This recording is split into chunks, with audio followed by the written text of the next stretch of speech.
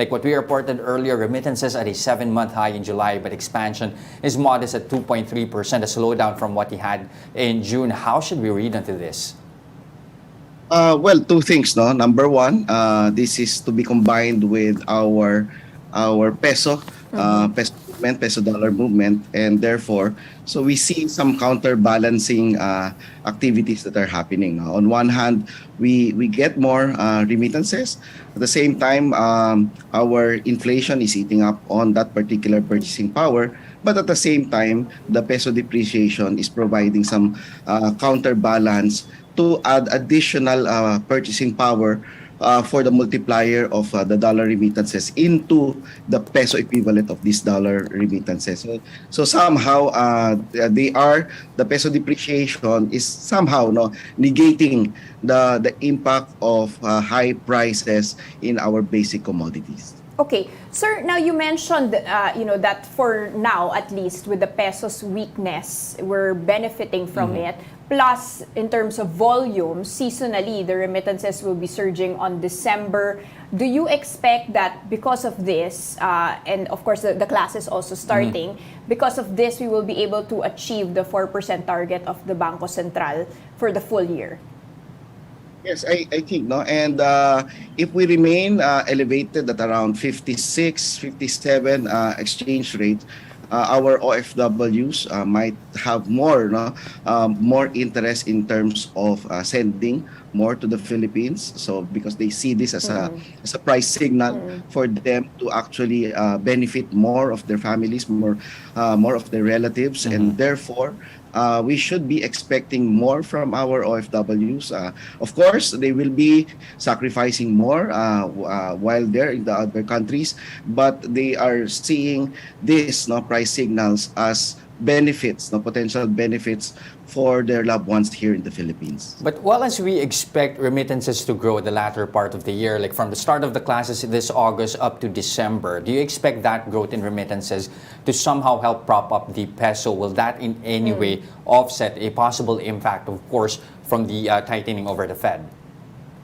This is when it gets tricky, and this is where we need some policy directions, policy guidance from our decision makers. So who do we value more in terms of our economic forecast? So do we side with our OFWs, exporters, BPO workers, BPO companies who are standing to benefit from a slightly depreciated currency?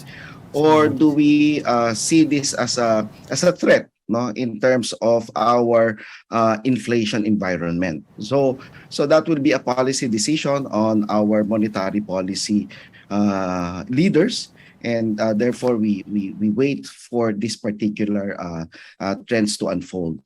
Sir, thoughts on Finance Secretary Diokno saying that the peso depreciation will benefit the 2023 budget? How will that exactly work, sir?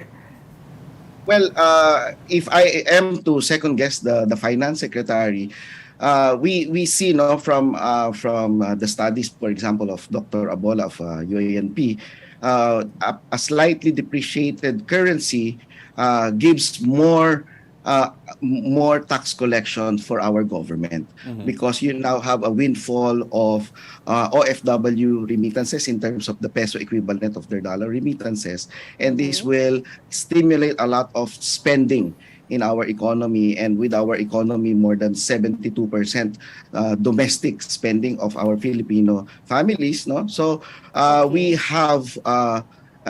can expect more tax collection from value-added tax, excise taxes, even income taxes from our exporters, from our BPOs. So I think if you have these kinds of environment where we foresee that we can actually generate more taxes to support our budget, and then you can actually ease up a lot of the unprogrammed funds of our national budget. And remember, the unprogrammed funds will be dependent on the extra cash that the government will be able to collect next year. So we will be able to unlock that more than 500 billion pesos of unprogrammed funds because we can now collect more taxes from our people that are now actually spending more, no, over the next few quarters.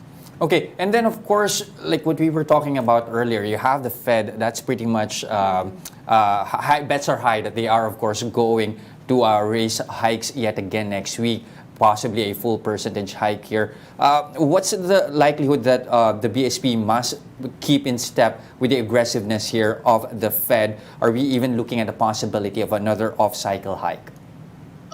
This is a very, very difficult decision from the part of the BSP. No? So how much more can you actually increase our interest rate when, in fact, our problem now is not, our problem with our inflation is more on the supply side. No? So you want to be able to provide a balance between that particular tempering of demand and the interest rate that will actually provide additional incentives for our MSMEs to produce more. So when we produce more, we increase our production. That will actually bring down the prices of our basic goods and services. So you don't want to be following the Fed on a 1:1 basis. So because our problem is production.